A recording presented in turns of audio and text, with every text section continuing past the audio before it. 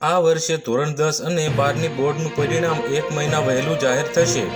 ચાલુ વર્ષે પેપર મૂલ્યાંકનમાં અનેક ફેરફારના લીધે પરિણામ વહેલા આવશે। વહેલા પરિણામથી ઉચ્ચ અભ્યાસમાં એડમિશન પ્રક્રિયા ઝડપી થશે। માર્ચ 2024ની પરીક્ષાનું પરિણામ એપ્રિલના બીજા કે ત્રીજા સપ્તાહમાં આવવાની બોર્ડની તૈયારી છે। ધોરણ 10 અને 12ની પરીક્ષા બહુ જ મહત્વની ગણવામાં આવે છે, ત્યારે આ પરીક્ષાની પ્રોસેસ બહુ જ લાંબી હોય છે। પરીક્ષાના પરિણામની પણ લાંબી રાહ જોવી પડે છે, જેથી તેની અસર તેના બાદના એડમિશન પ્રોસેસર પર થાય છે।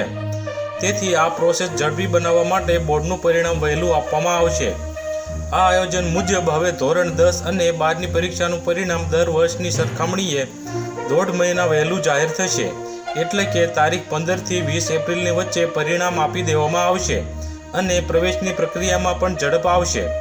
જો અમારા વિડીયો તમને પસંદ આવતા હોય તો લાઇક કરો, શેર કરો અને સબસ્ક્રાઇબ કરવાનું ભૂલતા નહીં।